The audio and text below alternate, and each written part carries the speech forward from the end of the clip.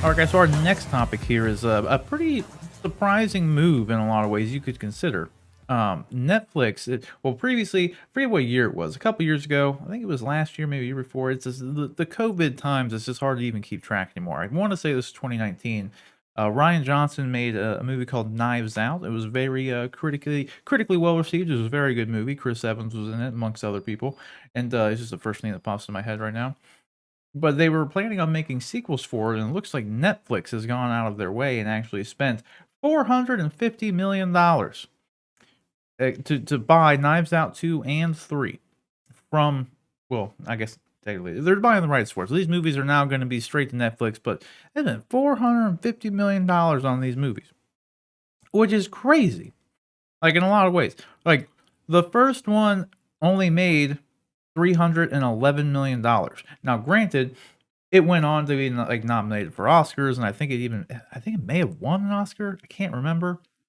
Details are sparse right now. I know it was nominated for best screenplay, and then what else? Maybe they didn't. I think they were nominated. No, ensembles and like something else. That's in the Golden Globes, or not the Globes. I think this is the Globes. Either way, who cares? It was up for. It was a rewards worthy movie, and it was a good movie. So it was no surprise that it was sought after. But spending $450 million on these two movies, I think is kind of questionable in a lot of ways, in all honesty. Because one, they weren't very high gross. It wasn't like a high grossing movie, and a lot of times we've seen it a million times. Rick and John, tell me if you haven't seen this before. The sequel comes out, and the movie sucks. Oh yeah, like, not that I think this is going to be the case with this by any means, but it happens quite often. Look at The Last Jedi. That was directed by Rian Johnson. Well, yeah, but so was Knives Out, and it was like really fucking yeah. good. So that's yeah. irrelevant. I mean, he butchered Star Wars, but yeah. Yeah. But he's not a bad director. No, he did Looper and he did Knives Out, and he did something else too that was pretty good. But looks like a nice guy. Yeah, I mean, he can tell a good story, just not in Star Wars world. No. But no, it's a lot of money though. Yeah, Star Wars aside, like my thing is just like $450 million to get these two movies, and when you like realistically don't know what the outcome's gonna be, I think. I mean, I don't know. I think it's a questionable choice. Like, Yeah. and I imagine they're just doing the thing that they're hoping, like Marty Scorsese's The Irishman did, and then Scarlett Johansson and Adam Driver's movie, Marriage Story. I'm assuming they're gonna they're hoping for the same quality of the first one, to where it's gonna be like an awards winning or awards contending movie, so they can get the rights to it, do a short theatrical run, just like they did for Marriage Story and The Irishman, so that it can then be up for the awards season kind of thing. I'm thinking they mainly wanted to do this just for the clout. You know what I mean? They wanted to have an awards worthy movie be a Netflix original again, and this locks them into having hopefully two of them in their book. So I don't know, John, what do you think about this? I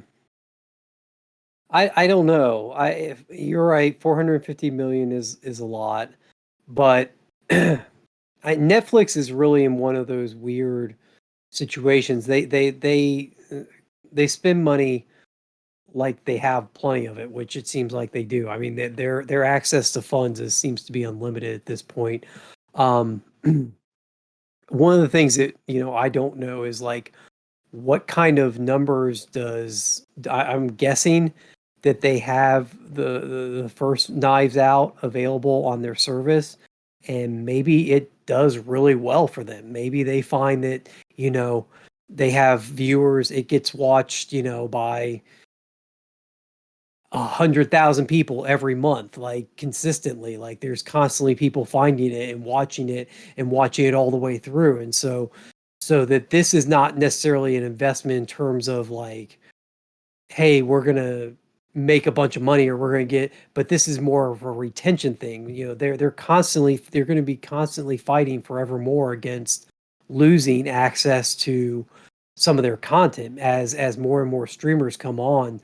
They have to find a way to supplement all the content they're losing to companies that they used to just purchase stuff from. So maybe this is just them kind of shoring up that part of their business and helping with their retention of customers to give them, additional films that they already know that their customers know. Hey, we like Knives Out. Knives Out was a good movie. Yeah, I'll definitely keep Netflix if they got more stuff like Knives Out coming. I don't know. That's my guess as to what this move was all about. So Yeah, I don't know. Obviously we can't speak to the how many views like the original got, or if I think it was available on Netflix, or it may still be. I mean, at this point, it probably is. They just bought the rights to the other two, but they could have been licensed to go elsewhere. But I think that's actually a big component of it too. Like during this, the climate of the streaming wars, with Warner's having their own thing and Disney Plus and all that stuff, and then Netflix being a company who was built upon licensing products from all these, distributors,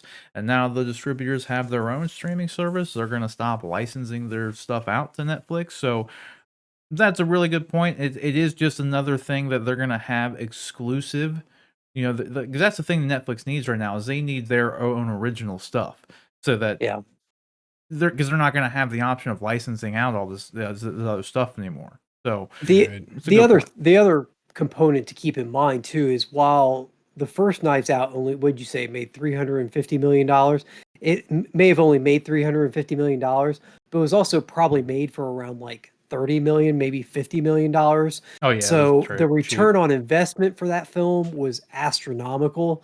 And so when you're getting, if they can invest, a cool 30 to $50 million to produce these movies, or to make these movies, and have even a limited theatrical run, even knowing that they're going to be coming to Netflix or even day and date with Netflix, if they can make 100 million back off of these movies, then right there you're cutting, you're covering your production costs, your production costs for the films, and then you're also already, just from box office alone, cutting into the amount you paid to have the rights to the film. So, overall, when at the end of the day, is in terms of just straight monetary numbers, they may get closer to break even than we know. And then you add in retention and stuff like that, maybe it ends up being profitable for them.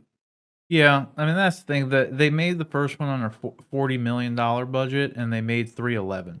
So it definitely Yeah. made a lot of money. But now Netflix has already put, prior to the production budget of whatever these two movies are going to cost, which I'm sure, as most movies do, when the sequel comes, the production budget goes up. But they're already 450 in the hole. So let's say they go between 50 and 100 per movie, they're going to be looking at spending $650 million on the rights and production of both these movies. And the first one only made three. So I mean, and then they're gonna have to market the movie, so they could be looking at closer to being like after marketing for these movies, even though Netflix doesn't market anything, because I don't know why they don't market any of their movies really. Um, so I don't know, but it could get pretty expensive in the end. It could be another Yeah. like 300-400 million on top of the 450 that they've put into it. It could be end up spending 750, 800 between the rights and the That would production be and marketing. that would be a big jump in production budget, though, to go from 40 to 100. Like, Well, all I don't movies think do it that all they'll. the time though. No, yeah, but these movies, there's no there's no effects, there's no CGI in these for the most part. Like, I have a feeling they'll probably, I would think the production budget may grow to like 50, but I couldn't see it like tripling to 100. That seems, well, not tripling, but over Oh, it would just be doubling to doubling it, 100. yeah. Because it's at it was at 40 the first time. So that's why I said it can go anywhere from 50 to 100. Like, because a lot of times with the sequels, they get a shit ton more money. Because that's like, and if this would have stayed, independent, like whoever had it before, right? They only spent 40 million to make the movie, and they made 311 off it. If Rian Johnson wanted more money, they would have gave it to him because they had a huge ROI on this movie. So if he wanted 100 million to make the sequel, they would have gave him 100 million to make the sequel.